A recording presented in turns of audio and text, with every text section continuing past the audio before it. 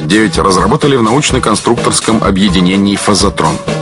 Бортовая РЛС позволяет обнаруживать воздушного противника на расстоянии до 60 километров и при этом сопровождать до 10 целей одновременно.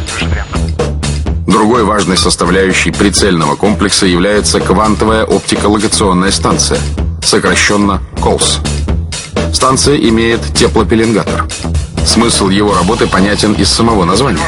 Поиск и обнаружение цели производится по тепловому излучению, идущему главным образом от двигателей.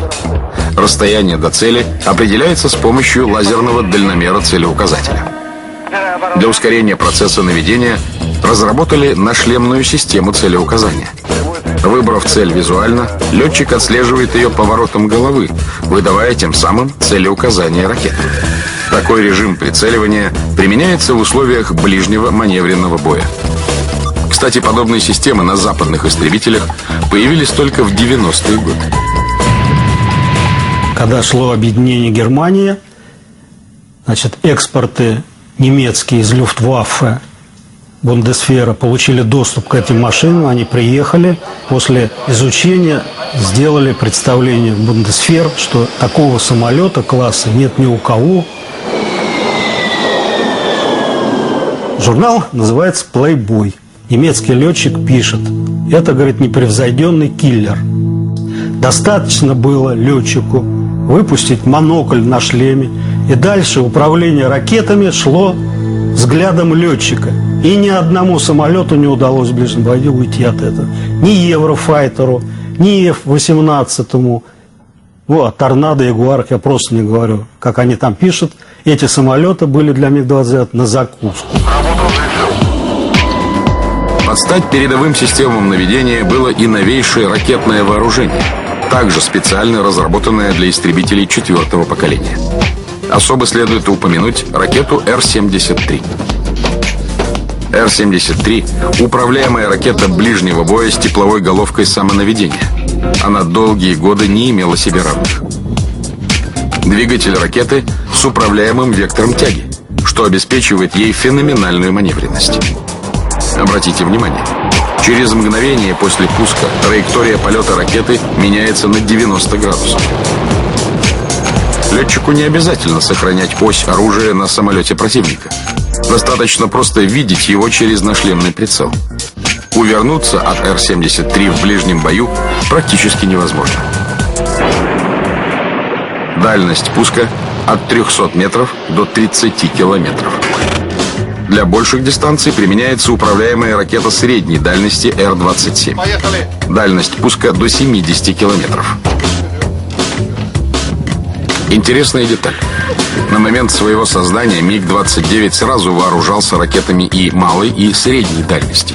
А его оппонент F-16 изначально имел только ракеты для ближнего боя и применял оружие в условиях визуальной видимости.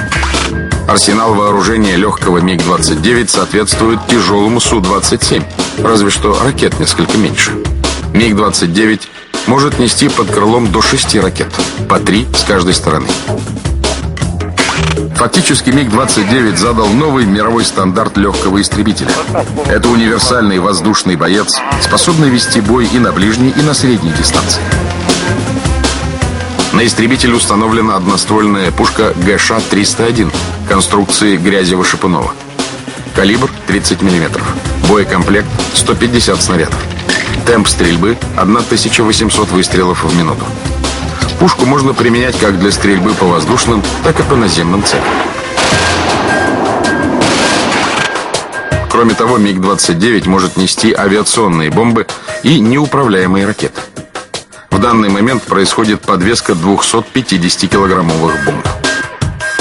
А это снаряжение блоков для пуска неуправляемых ракет. В таком блоке размещается 20 ракет калибра 80 мм.